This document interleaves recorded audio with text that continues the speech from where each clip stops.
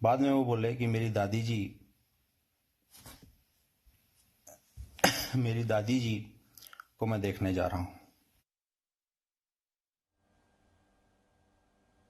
तो आपने सुना, डीएम साहब ने तो इस घटना पर अब खेद व्यक्त कर दिया है, लेकिन जिस शख्स के साथ ये बदसलूकी की गई वो अपनी आप बीती सुना रहे हैं जी न्यूज़ को। क्या हुआ उनके साथ वो भी सुनिए। जी सर, मेरी दादी एडमिट है कोविड में हॉस्पिटल में, तो मैं वहाँ गया था उनके लिए खाना लेके, और उनका ब्लड टेस्ट करवाना था, तो लैब वाले भैया को भी उधर से लेते गया था।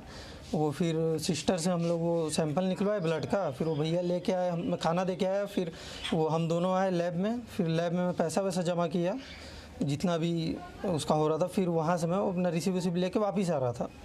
तो फिर इतना मैं वहाँ पर रुकवाए, बोले कहाँ घूम रहे हो, मैं पर्ची निकाल ही रहा था कि इतना में मेरे को एक डंडा मारे। फिर मैं कलेक्टर साहब को दिखाने गया, तो फिर इधर से आए, बोले ठीक है जाओ, फिर मेरे को बुलाए, फिर उनको पता नहीं क्या लगा, मेरा मोबाइल लेके पटक दिए ज़ोर से, और फिर मेरे को एक झापड़ भी मार दिए, और फिर पुलिस वालों से भी पिटवाने लग गए, और बोले इसके ऊपर FIR करेंगे, ऐसा करेंगे वैसा करेंगे।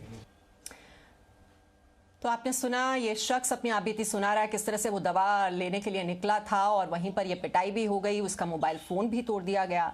और ज्यादा जानकारी के लिए इस वक्त हम रुक कर लेते हैं, हमारे सहयोगी सत्य प्रकाश इस वक्त हमारे साथ हैं। सत्य प्रकाश, ये अधिकारियों की जिम्मेदारी बनती है कि नियमों का पालन कराया जाए। लॉकडाउन जरूर वहां पर लगा हुआ था, लेकिन यहां पर जब लोगों पर इतनी मुश्किलों का पहाड़ टूटा हुआ है, ऐसे में बहुत ही संवेदनशीलता के साथ ये जिम्मेदारी निभानी चाहिए। लेकिन ये तो खुद ही नियमों की और वहां पर कानूनों की धज्जियां उड़ा रहे हैं अधिकारी। ये उनको समझना होगा कि नियमों का पालन करवाएं, लेकिन संवेदनशीलता भी तो बहुत जरूरी है। सत्ता का रौब और नशा तो यहां पर काम नहीं कर पाएगा। बिल्कुल, देखिए, कलेक्टर दंडाधिकारी भी होते हैं, लेकिन फैसला ऑन द स्पॉट, वो भी बगैर किसी जांच पड़ताल के करना, ये एक दंडाधिकारी को शोभा नहीं देता। दंडो दे सकते हैं, लेकिन न्याय करना उनका सबसे पहला कर्तव्य है। और इसीलिए कहा जाता है कि एक लोक सेवक को बेहद संवेदनशील होकर ग्राउंड स्तर पे काम करना चाहिए। लेकिन फिलहाल जो तस्वीर सूरजपुर में दिखी वो बिल्कुल इससे उलट दिखी।